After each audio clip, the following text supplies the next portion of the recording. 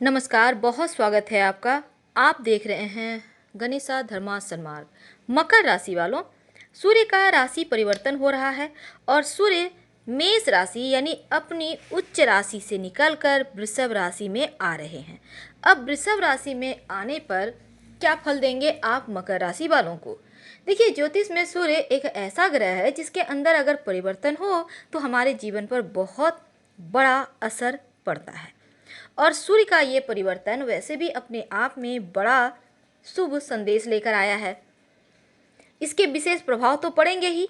और जैसे ही वृषभ राशि में 14 मई को सूर्यदेव आएंगे तो यहाँ पर देवगुरु बृहस्पति की दृष्टि में रहेंगे सूर्य, यानी सूर्य पर देवगुरु की दृष्टि होगी, क्योंकि मकर राशि में शनिदेव के साथ देवगुरु विराजमान हैं। अब देवगुरु बृहस्पति सूर्य दोनों का बहुत अच्छा कॉम्बिनेशन है, संबंध है, और इसके कारण आपके जीवन में बहुत सारी चीज़ें बेहतर होंगी, खूबसूरती आएगी, लाइफ में एकदम से बदलाव आएगा। और मकर वालों, आप तो लकी रहेंगे, क्योंकि आपके लिए तो यहाँ पर राजयोग भी बनेगा। सूर्य का गोचर आपकी राशि से पंचम भाव में हो रहा है और सूर्य आपके लिए अष्टम भाव के स्वामी है।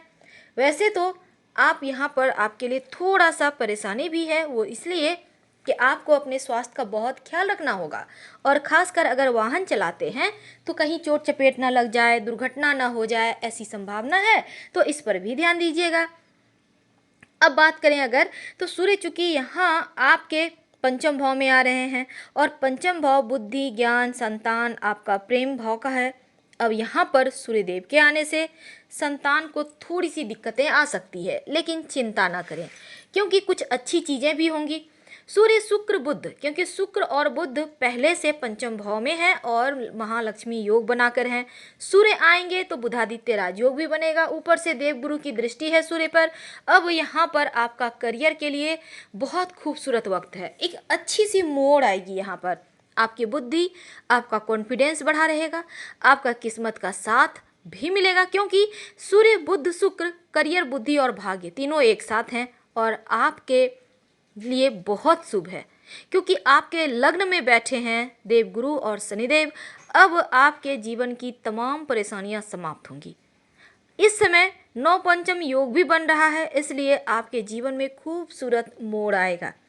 आप जिस भी क्षेत्र में काम कर रहे हैं वहाँ पर अपनी एकाग्रता बनाए रखें, अपना बेस्ट दें, और जो विद्यार्थी हैं इस समय आप अपने पढ़ाई पे फोकस करें, क्योंकि बुद्धि आपकी काबिले तारीफ रहेगी, आपकी वाणी का वेट बढ़ रहा है, वाणी प्रभावशाली है, जिसके कारण बहुत अच्छे से आप तमाम चीज़ों को हैंडल भी कर पाएंगे। तो यहाँ पर दूसरी तरफ आपका करियर भी खूबसूरत है और आपके किस्मत का साथ तो मिलेगा ही। एक तरफ संतान को थोड़ा कष्ट हो रहा है, शारीरिक कष्ट, तो इसका ध्यान रखिएगा, लेकिन फिर भी चूंकि राजयोग बन रहा है तो संतान से सुख मिल रहा है। यकीनन एकदम से दो दो चीज़ें जीवन में एक साथ होती दिखती हैं। सूर्य का प्रभाव अलग चल रहा है, राजयोग का प्रभाव अलग मिल रहा है, और ये समय आपके लिए करीब 15 दिनों तक तो बहुत अच्छा है। राजयोग के कारण जीवन में शांति है, सुख है, ऐश्वर्य है। अब दूसरी तरफ बात करें तो अगर आप जॉब कर रहे हैं तो आपको लगेगा जॉब चेंज कर लेते हैं, लेकिन सोच समझ कर कीजिएगा।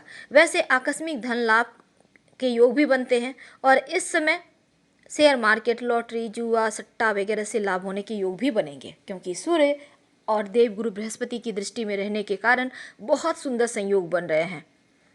आप इस समय बहुत अच्छे काम भी करेंगे, जिसके कारण हर कोई आपका सम्मान करेगा। लेकिन कभी आपको ऐसा लगेगा कुछ काम पर आपने ध्यान नहीं दिया तो वो काम आपके अटक गए, बहुत इंपॉर्टेंट थे, लेकिन आप सोचे अब हो जाएगा, अब इससे ध्यान हटाते हैं, और फिर वो वहीं अटक गया।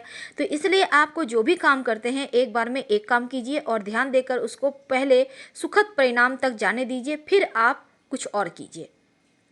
इस समय आप बस ये समझ लें कि धन चूंकि आ रहा है, यहाँ पर किस्मत का साथ मिल रहा है, और अखंड साम्राज्य राजयोग जब बनता है ना तो व्यक्ति को राजा के समान ठाठ ऐश्वर्य देता है, लेकिन आपको बैठे बिठाए नहीं मिलेगा। आप जो भी करेंगे उसमें आपको फल मिलेगा, और अगर आप सही मायने में समय का फ़ायदा उठाएंगे तो इतना कमाएंगे कि 10-20 साल बैठ के खाएंगे। अखंड साम्राज्य राजयोग बनने का मतलब है, और वो भी पूरे 60 सालों के बाद ऐसे राजयोग बन रहे हैं, तो यकीन मानिए मकर वालों, आप लकी हैं। 14 मई की रात से ही बनेगा और जीवन में बहुत सारी खुशियाँ आ रहा है। अब दृष्टि है देवगुरु बृहस्पति की शुक्र बुध और सूर्य पर, तो यकीनन राजाओं के समान बनाएगा। पर समय का सदुपयोग करें, पॉजिटिव सोच के साथ आगे बढ़े, चेहरे पर मुस्कुराहट रखें, वाणी में मिठास रखें। हर हर महादेव। धन्यवाद।